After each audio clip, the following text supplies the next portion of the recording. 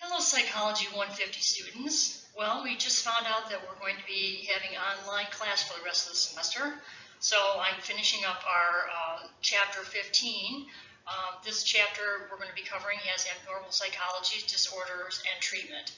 And make sure that you follow any videos that were attached to this chapter, please. Thank you.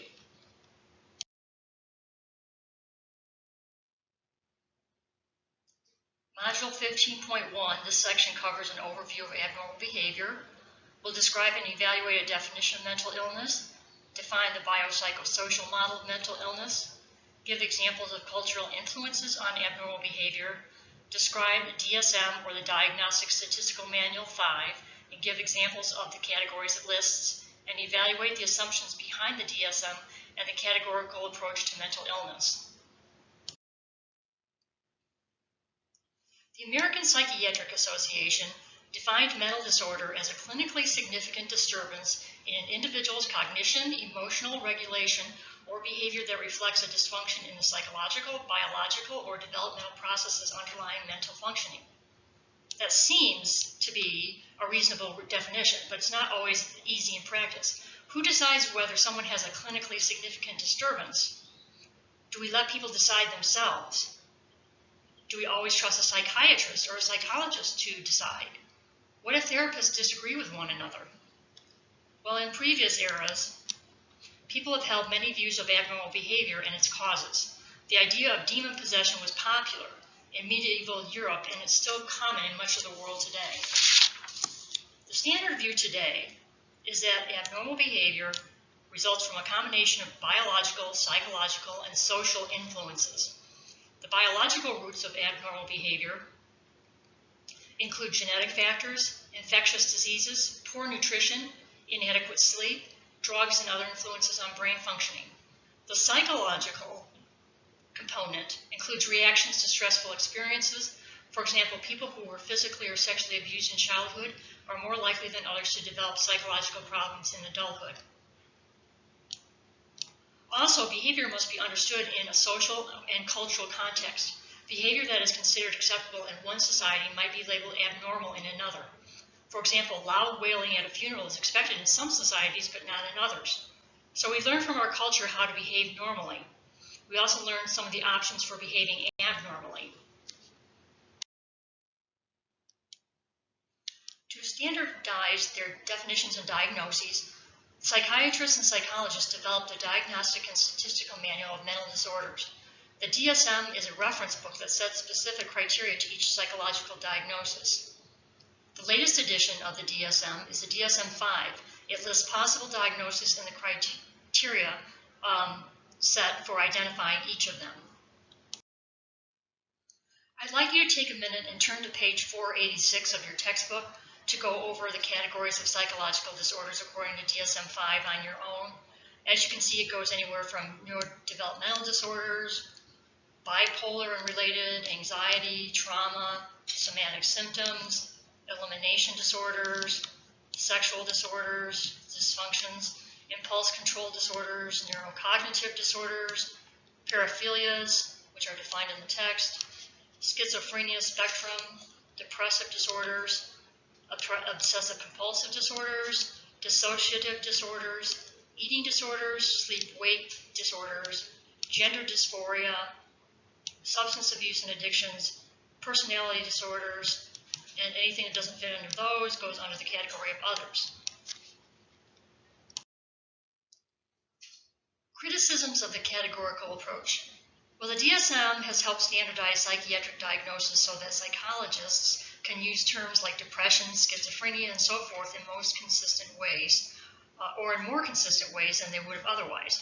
However, this approach assumes that every disorder fits into one category or another, and that each troubled person can receive a single, unambiguous diagnosis. However, in fact, many troubled people fit several diagnoses, partly and none of them perfectly.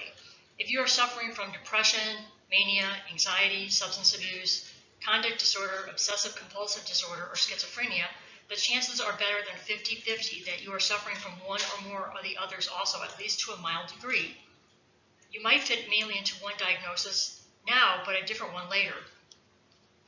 Furthermore, the different disorders may have overlapping causes. The genes that increase the risk of any one disorder also increase the risk of other disorders. Highly stressful experiences, such as the sudden death of a loved one, can trigger the onset of a depression, anxiety, or schizophrenia. Even when therapists agree on a single diagnosis, the diagnosis doesn't reliably point the way to a treatment. Antidepressant drugs sometimes help people with disorders other than depression, and antipsychotic drugs sometimes help relieve non-psychotic disorders. Too many conditions are labeled as mental illness. That's the issue with the DSM. So many psychologists who are dissatisfied with the DSM approach would prefer to rate each client's problems along several dimensions instead of trying to give each person a label. For example, instead of a single diagnosis, a therapist might use ratings like the one shown in the slide, where you can see here depressive mood and anxiety, violent temper, substance abuse, and thought disorder, so on and so forth. Sorry, I'm not highlighting these very well. But as you can see, they all have a different line, so either mild, moderate, or strong. A further criticism is that the DSM labels too many conditions as mental illnesses, which is what we have up here, too many conditions labeled as mental illnesses. If you seek help to increase your enjoyment of sex, you have sexual interest arousal disorder or hypoactive sexual desire disorder. A woman with premenstrual distress gets a diagnosis of premenstrual dysphoric disorder.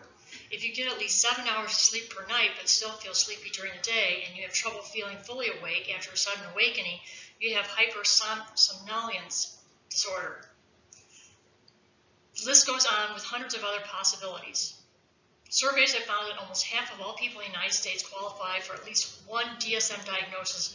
So that's 1/2 of all people in the United States qualify for at least one DSM diagnosis of mental illness at some time in their life. Figure 15.2. In this survey, just over 1/4 of U.S. adults suffer from a psychological disorder in any given year, and nearly half do it sometime in their life. So the lifetime bar is the blue bar, and the given year is the red bar. So we can see that the highest suffering that typically occurs is anxiety disorder. So the most common disorders are anxiety disorders, mood disorders such as depression, impulse control disorders, including attention deficit disorder and substance abuse, as shown in figure 15.2. This section, 15.2, has to do with anxiety disorders and obsessive compulsive disorders. After studying this module, we'll be able to describe generalized anxiety disorder, also known as GAD, and panic disorder, explain why learned avoidance responses are so resistant to extinction, describe theoretically how classical conditioning could explain the onset of a phobia, evaluate the limits of the classical conditioning explanation of phobia, citing observations that it does not easily explain, describe obsessive compulsive disorder, and explain how therapists treat phobias and obsessive compulsive disorder.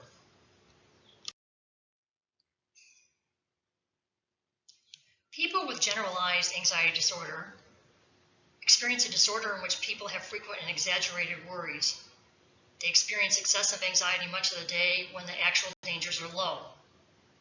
Panic disorder is a condition marked by frequent periods of anxiety and occasional attacks of panic, rapid breathing, increased heart rate, chest pains, sweating, faintness, and trembling. Panic disorder is linked to having strong autonomic responses such as rapid heartbeat and hyperventilation.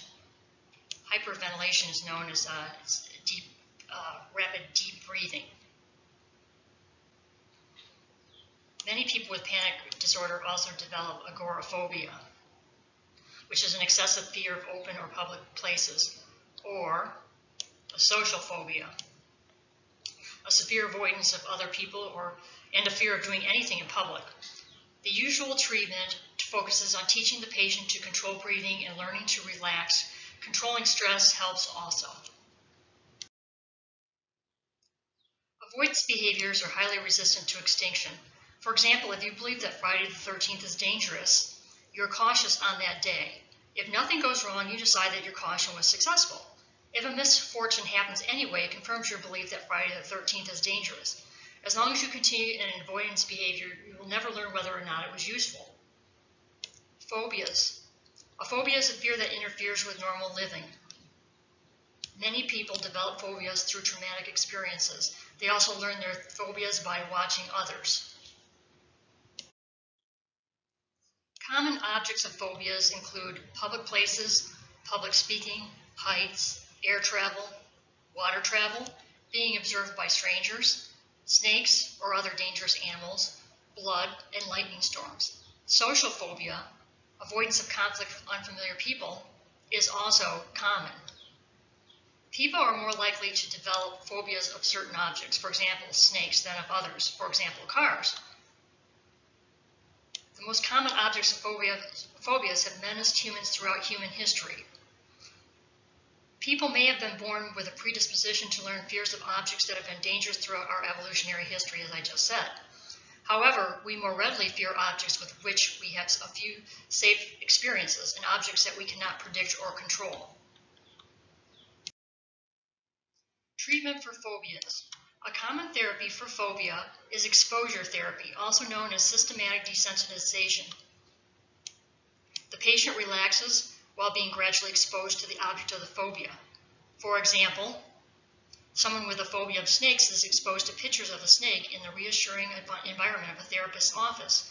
The therapist might start with a cartoon drawing and gradually work up to a black and white photograph, a colored photograph, and then a real snake. The client is terrified at first, but the autonomic nervous system is not capable of sustaining a permanent panic. In systematic desensitization, the patient is prevented from fleeing the feared stimulus. Then he or she learns the danger is not as great as imagined. Gradually, the person becomes calmer and learns, it's not that bad after all. Here I am, not far from that horrid snake, and I'm not having a heart attack.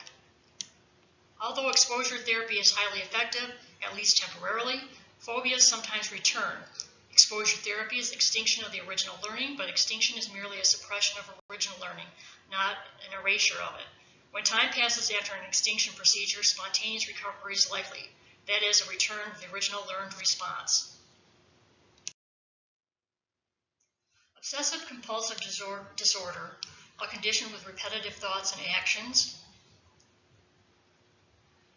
The person has distressing thoughts, and they have or impulses. Many also perform repetitive behaviors. So here are the thoughts for the obsessions: a repetitive, unwelcome stream of thought, or the compulsion, a repetitive, almost irresistible action. Obsessions generally lead to compulsions, as an itching such sensation leads to scratching. For example, someone obsessed with dirt and disease develops compulsions of continual cleaning and washing. The most common compulsions are cleaning and checking. Another common one is counting one's steps, counting objects, or counting almost anything. Hoarding is also another common compulsion. People with obsessive compulsive disorder, especially those who are compulsive checkers, distrust their memory. Because they distrust their memory, they check again and again. So compulsive checkers constantly double-check themselves and invent elaborate rituals. Repeatedly checking something leads to decreased confidence in the memory of having checked it. Therapies for obsessive compulsive disorder.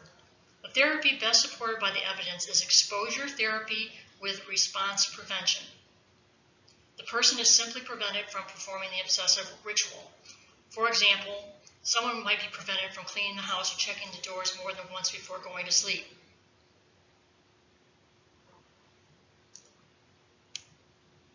People with OCD dislike the idea of stopping their rituals and almost half quit their treatment without achieving any benefits. A valuable supplement is a cognitive intervention to help people reinterpret their thoughts and images. Now we're going to discuss substance-related disorders in Module 15.3. We'll define substance dependence or addiction, explain why it is difficult to list what substances are or are not addictive, discuss possible explanations for addiction. describe a procedure to identify young people who may be at increased risk of alcohol abuse, and describe treatments for alcoholism and opiate abuse. People who find it difficult or impossible to stop using a substance are said to be dependent or addicted to it. Almost all addictive drugs increase the release of dopamine in a small brain area called the nucleus accumbens, which is apparently critical for attention and reinforcement. After people develop a compulsive habit of gambling, video game playing, or other activities, those activities also elicit dopamine release in the nucleus accumbens. However, beware of assuming that the release of dopamine in the nucleus accumbens causes addiction. For example, compulsive gambling and video game playing have much in common with drug addictions. After they become addictive, they release dopamine in the nucleus accumbens, but it would be misleading to say that they are addictive or became addictive because they released dopamine.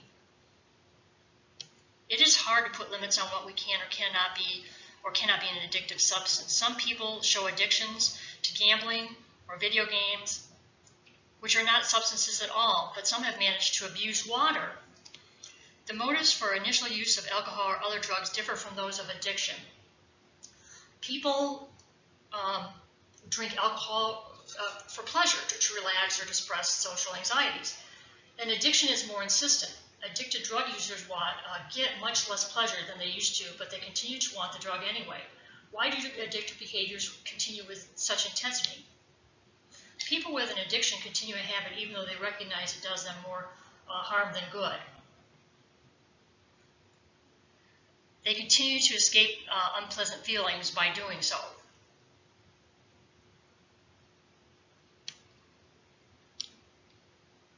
Withdrawal symptoms from prolonged alcoholism include sweating, nausea, sleeplessness, and sometimes hallucinations and seizures. With opiate drugs, withdrawal symptoms include anxiety, restlessness, vomiting, diarrhea, and sweating. Consistent cigarette smokers experience unpleasant mood when they abstain. Also, someone who takes a drug to relieve withdrawal symptoms learns its power to relieve distress, and then begins using it to relieve other kinds of displeasure. People who have quit drugs often relapse during periods of financial or social difficulties. Also, addictive substances actually alter the brain's synapses to increase response to substance-related experiences and decrease response to other activities. Neuroscientists have demonstrated that when an addictive behavior bombards the nucleus accumbens with massive amounts of dopamine, it stimulates synaptic changes of the same type that occur in learning. For example, after repeated cocaine use, the synapses learn to respond strongly to cocaine and reminders of cocaine, but they decrease their response to other reinforcers. The result is a craving for cocaine and decreased interest in most other activities. Cocaine use then becomes the only efficient way to produce the synaptic activities normally associated with pleasure. Alcoholism is the habitual overuse of alcohol. Treatment is difficult and the success rate is not impressive. In terms of genetics and family background, a genetic predisposition contributes most strongly to early onset alcoholism. Late onset alcoholism develops gradually over the years. It affects as many women as men, is generally less severe, and often occurs in people with no family history of alcoholism.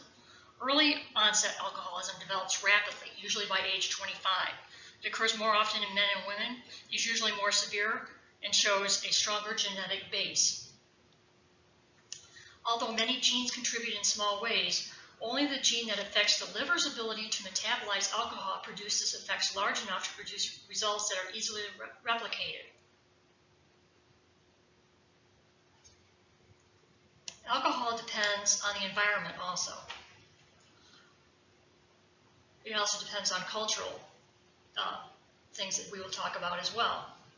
The prevalence of alcohol and other kinds of substance abuse varies from cultures and subcultures. For example, alcoholism is more prevalent in Irish culture, which tolerates heavy drinking, than among Jews or Italians, who emphasize drinking in moderation.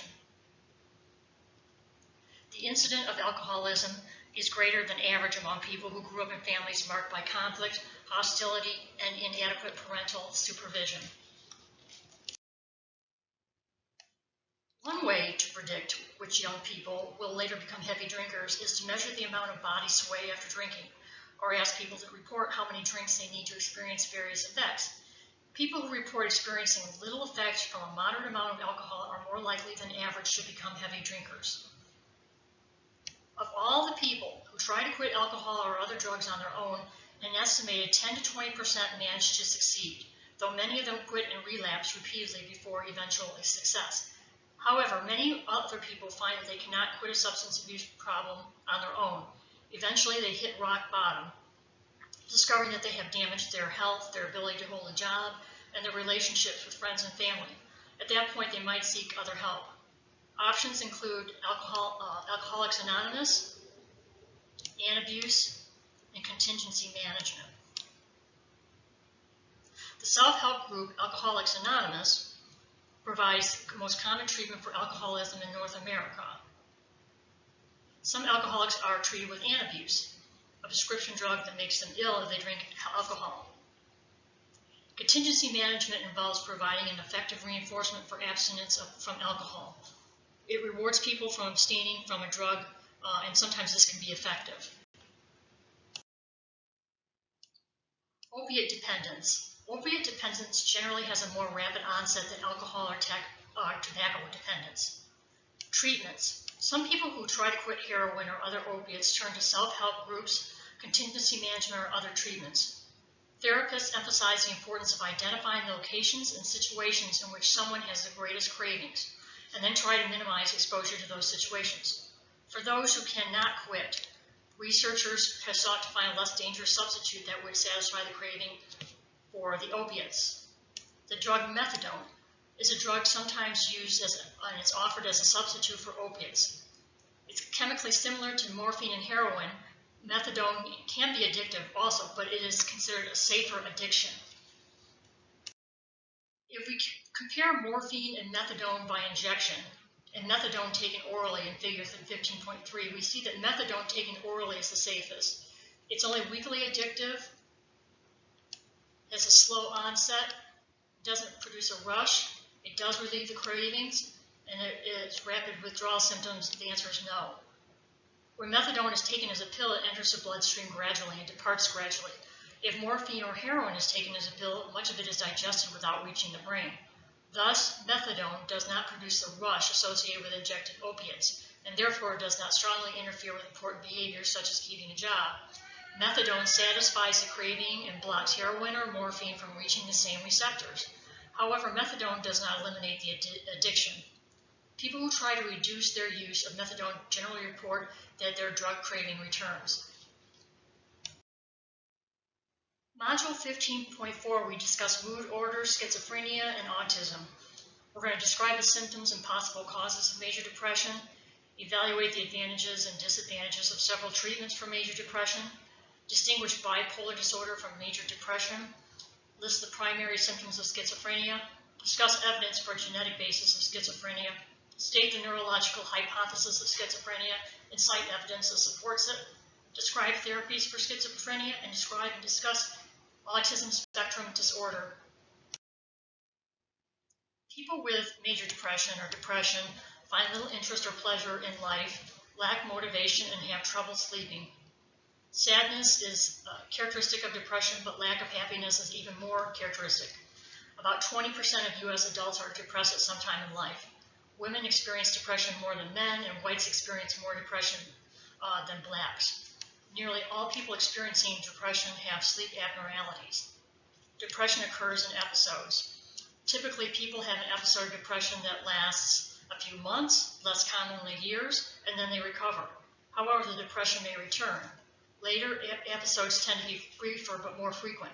Typically, an intensely stressful event such as divorce or the death of a close loved one triggers the first episode of depression. But later episodes may occur with less provocation.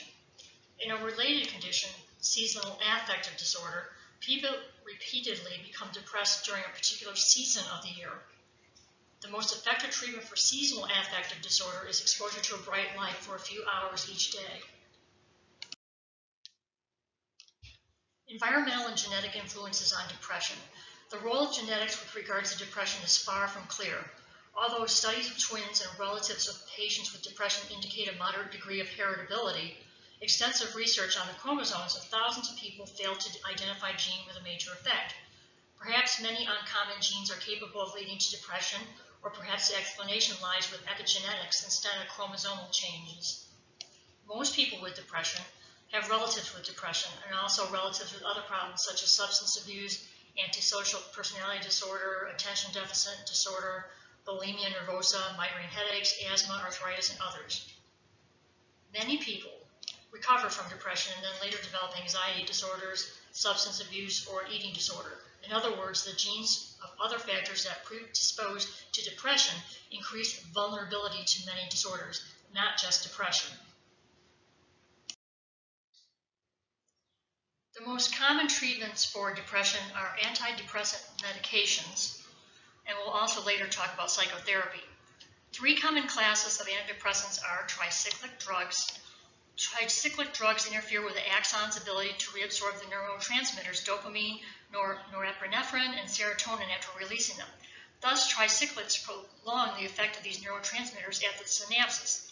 Selective serotonin reuptake inhibitors, or SSRIs, for example, fluoxetine or the trade name Prozac, have a similar effect but block reuptake of only serotonin.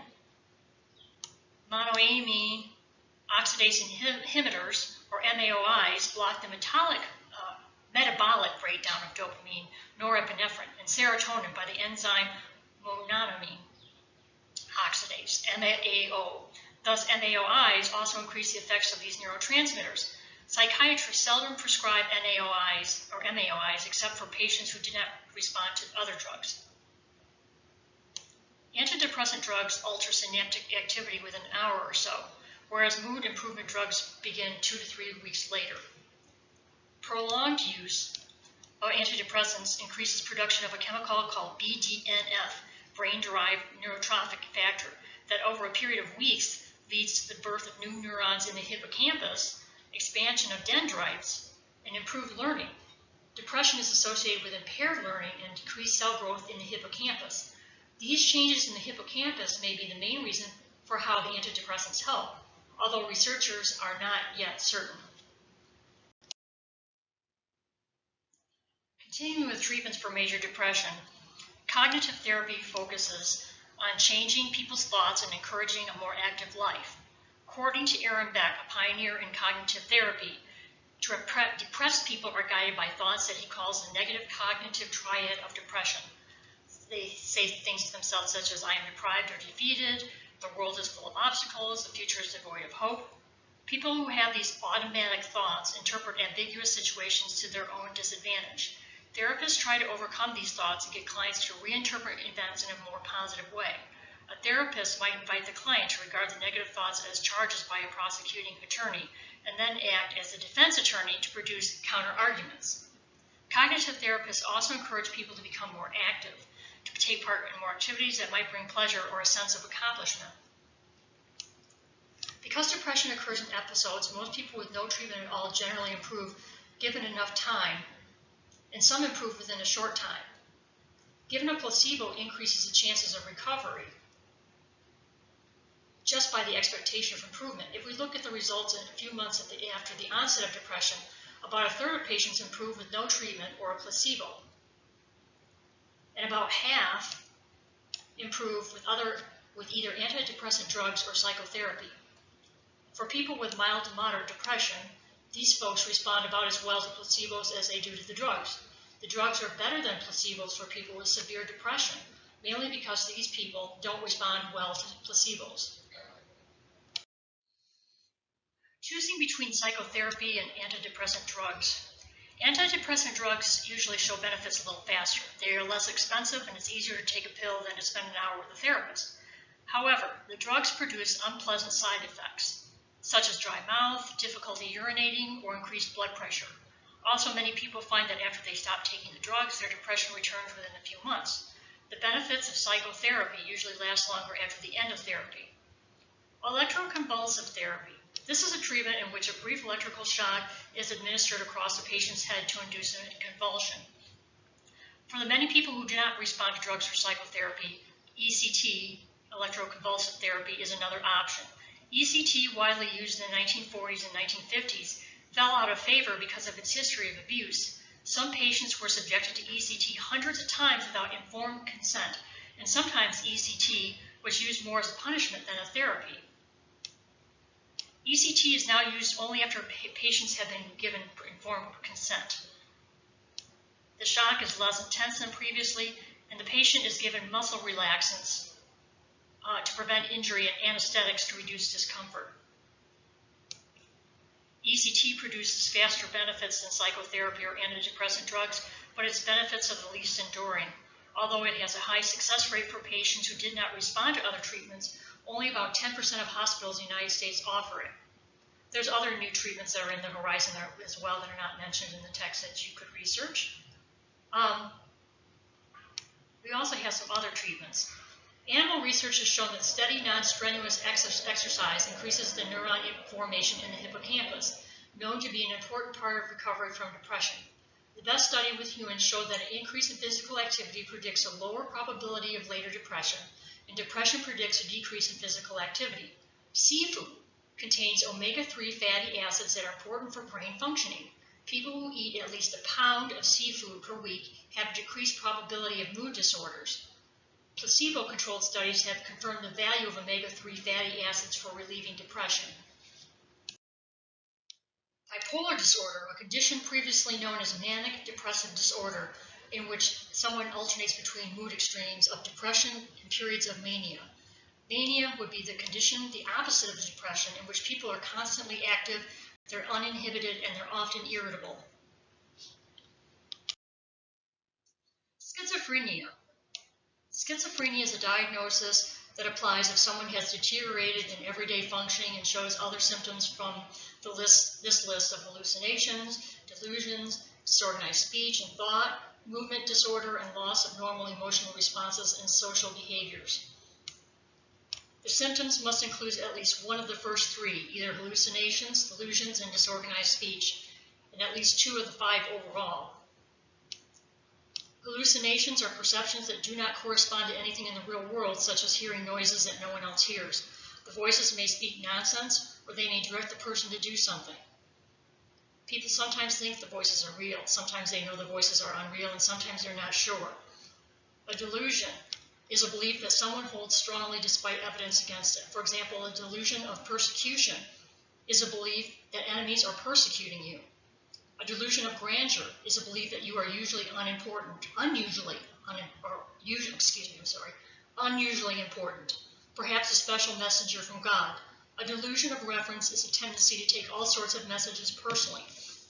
Many people with schizophrenia show various problems with communication, including illogical, incoherent, distracted, or tangential speech, as if they start speaking but quickly forget what they're trying to say. Most, but not all, people with schizophrenia show intellectual impairments of various types, especially with attention and working memory.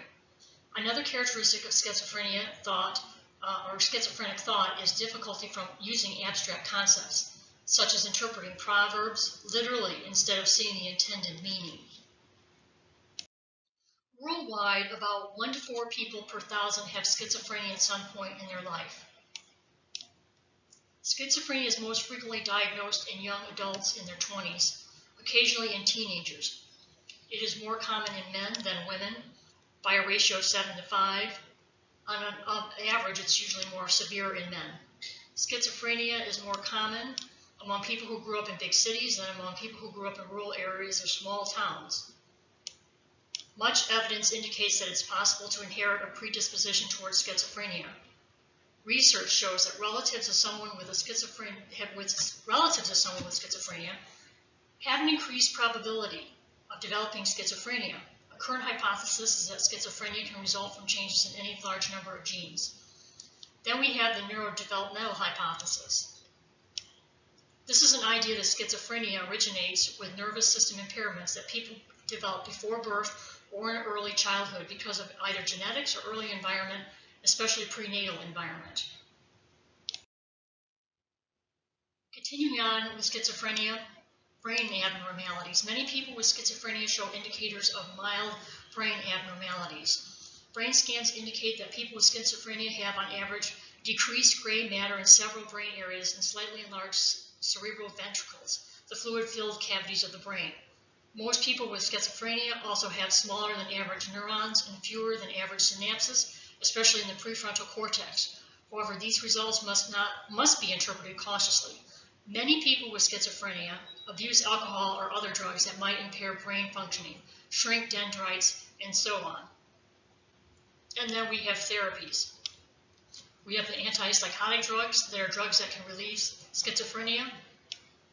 They are typical an antipsychotic drug that blocks dopamine synapses in the brain. An antipsychotic drug producing unwelcome side effects would be tardive dyskinesia, a condition characterized by tremors and involuntary movements. And atypical antipsychotic drugs that relieve schizophrenia without causing tardive dyskinesia, but can have side effects of their own. Autism, a condition that begins in early childhood, is a lifelong condition characterized by impaired social contact, impaired language, and stereotyped movements. The main symptoms are impaired social relationships, little eye contact, little social contact, impaired communication, repetitive speech, no sustained conversations, and stereotyped behaviors, repetitive thoughts such as flapping fingers. Other symptoms include fluctuations in temperature regulation, insensitivity to pain, and a decreased tendency to become dizzy after spinning with the lights on. Another characteristic is a tendency to focus attention narrowly on one item to the exclusion of everything else.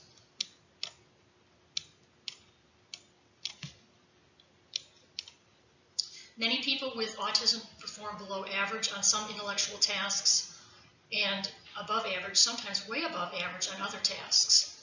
The causes apparently relate to genetics and prenatal environment. Twin studies point to a strong genetic basis. One study found 92% concordance for autism or related problems in monozygotic twins. That is, if one twin had autism or related problems, the probability was 92% that the other did also. For dizygotic twins, the concordance was only 10%. To explain this huge discrepancy between monozygotic and dizygotic twins, one possibility is that autism depends on a combination of two or more genes. If autism requires 2 or 3 genes, dizygotic twins would have a low probability of getting the same combination. Several other possible causes relate to prenatal environment. About 12% of mothers of autistic children have certain antibodies that attack the proteins of a developing brain. Also, pregnant women are advised to take folic acid, also known as vitamin B9, which is important for the developing nervous system. Women who get enough folic acid from pills or fresh fruit and vegetables have about half the usual probability of a child with autism. Researchers have found many brain abnormalities related to autism, but none that occur consistently. And now we're on the last section of Chapter 15, Module 15.5, Treatment of Mental Illness. We're going to distinguish among forms of psychotherapy, describe how researchers evaluate the effectiveness of psychotherapy, describe possible ways of providing psychotherapeutic help inexpensively to more people, list possible methods to prevent psychological disorders, discuss the insanity defense and other societal issues related to mental illness. This table 15.4, I'll let you go ahead and read the details on your own, but I'll make some general statements about it. It's also on page 516 of your text. Psychotherapy is a treatment of psychological disorders by methods that include a personal relationship between a trained therapist and a client. Treatment of mental illness has changed greatly since the mid-1990s, and so this table summarizes those changes. In the mid-1990s, people seeking psychotherapy paid for it themselves. Today, most people rely on insurance. In the 1950s, psychiatrists conducted almost all psychotherapy. Today, clinical psychologists and other specialists also provide treatment. Today's therapists use a variety of empirically supported treatments with less reliance on Freudian methods. Therapists try to achieve good results in just a few sessions when possible, instead of proceeding for months or years. Today's therapists provide diagnoses for more disorders and define their diagnoses more carefully. Psychodynamic therapies. These are methods that attempt to understand conflicting impulses, including some that the individual does not recognize consciously. Psychoanalysis is a method that tries to bring unconscious thoughts and emotions to consciousness. Techniques used in psychoanalysis: free association, the procedure in which a client says everything that comes to mind; dream analysis, method that seeks to understand symbolism in reported dreams; and transference, situation in which clients transfer onto the therapist the behaviors and feelings they originally established towards their father, mother, or another important person.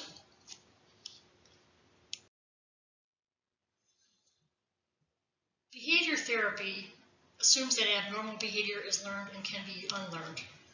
It's a treatment that begins with a clear, well-defined goal, such as eliminating test anxiety, and then attempts to achieve it through learning. Behavior therapists identify the behavior that needs to be changed, such as a fear or bad habit, and then set about changing it through reinforcement and other principles of learning. Unlike psychoanalysts, they are more interested in changing behaviors than in understanding their hidden meanings. Behavior therapists set specific goals for changing a client's behavior and use learning techniques to help clients achieve those goals. Setting a clear goal enables a therapist to judge whether the therapy is succeeding. If the client shows no improvement, the therapist changes the procedure. Cognitive therapists identify distressing thoughts, such as "people don't like me" or "my enemies are out to get me," and try to get clients to replace defeatist thinking with more favorable views of themselves and the world. So it's a procedure that seeks to improve psychological well-being by changing people's interpretations of events. And cognitive behavior therapy is a treatment in which therapists set explicit behavioral goals, but also try to change people's interpretations of situations. Many therapists combine features of behavior therapy and cognitive therapy, attempting to change people's behaviors by altering how they interpret the situations. Another type of psychotherapy is humanistic therapy. Humanistic psychologists believe that people can decide deliberately what kind of person to be. According to humanistic therapists, once people are freed from a feeling of rejection or failure, they can solve their own problems. In Carl Rogers' version of humanistic therapy, known as person-centered therapy, it's also known as non-directive or client-centered therapy, the therapist listens to the client with total acceptance and unconditional positive regard. Most of the time, the therapist phrases or paraphrases and clarifies what the client has said, conveying the message, "I'm trying to understand the experience from your point of view." The therapist tries to be genuine, empathetic, and caring, seldom if ever offering interpretation or advice. In many cases, an individual's problem is part of an overall disorder of family communications and expectations. What distinguishes family therapists is that they prefer to talk with two or more members of a family together. Solving most problems requires changing the family dynamics as well as any individual's behavior. Psychotherapy is sometimes provided to people in groups, often composed of individuals with similar problems. Self-help groups provide sessions similar to group therapy but without a therapist. An example of a self-help group is Alcoholics Anonymous. So how effective is psychotherapy? To evaluate psychotherapy, we cannot simply compare people who did or did not choose to enter therapy. Those who sought help might differ from others in the severity of their problems or their motivation for improvement. In the best studies, people who contact a clinic are randomly assigned to receive therapy at once or wait for therapy later. A few months later, the investigator evaluates people's improvement, often by their answers to a standardized questionnaire. Most experiments have included only a moderate number of people. To draw a conclusion, researchers use a method called meta-analysis, taking the results of many experiments, weighing each one in proportion to the number of participants, and determining the overall average effect. According to a meta-analysis that pooled the results of 475 experiments, the average person in therapy showed greater improvement than 80% of similar people who did not receive therapy. For a variety of disorders relating to anxiety or depression, all the mainstream types of therapies appeared equal in effectiveness. Later research qualified this statement somewhat. For several types of disorders, cognitive therapy or cognitive behavioral therapy produces a slightly greater reduction of the target symptoms such as anxiety. But all the common types of treatment are roughly equal for less specific goals such as overall quality of life. I'll let you look at this table on page 520. It'll be easier to see what the differences are towards the bottom of the table. But just as a note, comparing psychoanalysis, behavior therapy, cognitive therapy, and person-centered therapy, the procedures, therapeutic alliance, discuss problems openly, expect improvement, and commit to make changes are all parts of those same theories. So please look at the table on page 520 to look at the differences regarding which therapies probe unconscious, specific goals, emphasize new learning, reinterpret situations, unconditional positive regard, and change thinking. The future of psychotherapy and prospects for prevention. Community psychologists, those who try to help people change their environment, both to prevent disorders and to promote a positive sense of well-being. Prevention, avoiding a disorder from the start. Prevention takes several forms. A universal program targets everyone, such as an anti-smoking campaign or abolition of lead-based paints and leaded gasoline. A selective program includes only people at risk, such as people with a family history of some disorder. An indicated program identifies people in the early stages of a disorder and tries to stop it. We need careful research and effective methods of prevention and treatment. Many interventions that sound reasonable don't work. For example, prolonged discussions of a stressful experience shortly after the event are more likely to cause than prevent post-traumatic stress disorder. Scared straight interventions tend to increase, not decrease, criminal behavior. Effective prevention programs. They give participants practice at specific behaviors. They build up step by step from simpler skills to more complex ones and work with people at appropriate times in their lives. For example, AIDS prevention or pregnancy prevention should start at an age when students might begin to be sexually active, not many years earlier or many years later. Examples of effective programs: there's banning toxins. The sale of lead-based paint has been banned because children who eat flakes of it sustain brain damage. Educating pregnant women about prenatal care. The use of alcohol or other drugs during pregnancy damages the brain of the fetus, and bacterial and viral infections during pregnancy can impair fetal brain development. Outlaw smoking in public places and educate people about the risks of smoking. Improvements in physical health also improve psychological well-being too. Help people get jobs. People who lose their jobs lose self-esteem and increase their risk of depression and substance abuse. Summer jobs for low-income teenagers decrease the probability of violent crimes, not only during the summer but also long after. Neighborhood improvement. Low-income people who move from a crime-ridden neighborhood to a less distressed neighborhood experience long-term benefits in mental health. And preventing bullying at school.